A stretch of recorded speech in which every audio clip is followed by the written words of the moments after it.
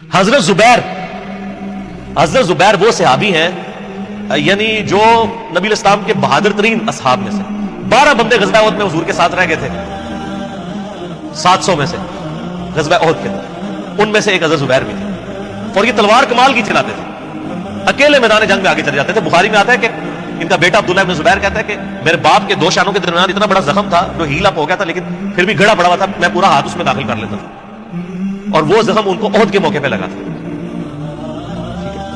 اور پھر جنگ، اسی حدیث میں بخاری کے آتا ہے کہ جنگ یرموک کے موقع پر لوگ یعنی لیڈر کے اوپر چل رہے ہوتے ہیں، تو حضرت زبیر بھی ایک اسکواڈ کو لیڈ کر رہے تھے، تو لوگوں نے کہا حضرت آپ آگے جائیں، انہوں نے کہا جب میں آگے جاؤں گا تو میرے ساتھ کوئی نہیں آگے جا سکتا۔ وہ اکیلے گھوڑے کو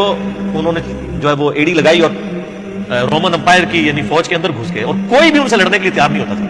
اتنی بہادری تھی وہ، لیکن جنگ جمل میں حضرت علی کے مقابلے پہ آ گئے۔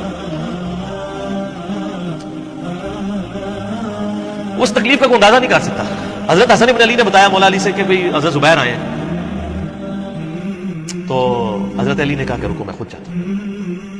گئے، کہا زبیر یاد ہے وہ دن جب نبی تم مجھ سے بڑا پیار کر رہے تھے؟ پھوپھی ذات تھے نا،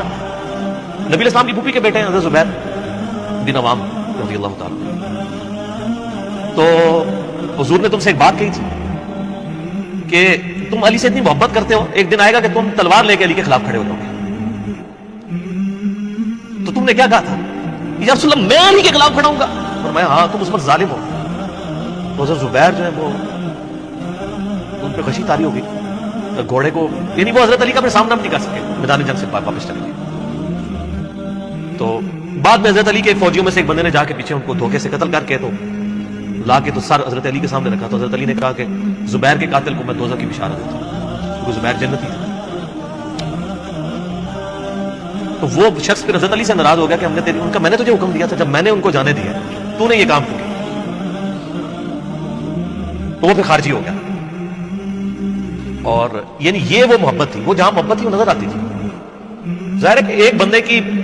ایک غلطی سے اس کی پوری زندگی زیرو سے ملٹی پلائی نہیں ہو جاتی، جس نے اتنا کچھ دین کے لیے کنٹریبیوٹ کیا کبھی نہیں ہو سکتا ایسا۔ حضرت علی کو بھی اس بات کا پتہ تھا۔ بہرحال یعنی اللہ تعالیٰ ان سے راضی ہو، اس لیے نبی الاسلام کی اس حدیث یعنی وہ حضرت علی کے اس قول کو حضرت علی فٹ کیا کرتے تھے، حضرت زبیر طلحہ اور حضرت عثمان بن عفان رضی اللہ عنہ۔ باقی آپ میرا کربلا والا ریسرچ پیپر پڑھیں تو آپ کو پتہ چلے گا کہ کتنی یعنی مشکل وقت حضرت علی نے اپنی خلافت میں دیکھا اس حوالے سے۔ یعنی مصنف ابن ابی شیبہ میں آپ کے مخالفین کی لاشیں بھی ہیں، ان پہ بھی حضرت علی گریا کر ایک ایک کی لاش اٹھا کے اس کو صاف کر۔ حضرت طلحہ کا بیٹا تھا محمد بن طلحہ، اس کی لاش دیکھی تو رو پڑے، حالانکہ وہ مخالفت میں لڑنے آیا۔ پھر حضرت حسن سے کہا کاش میں جنگ جمل سے 20 سال پہلے ہی مر گیا ورنہ یہ دن۔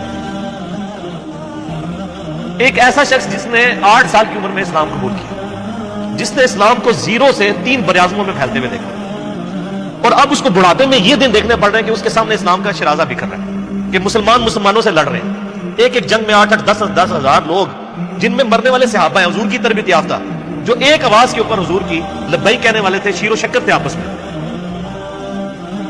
آپ اندازہ کر سکتے ہیں۔ اسی لیے حضرت علی جو ہیں وہ یعنی کوفے میں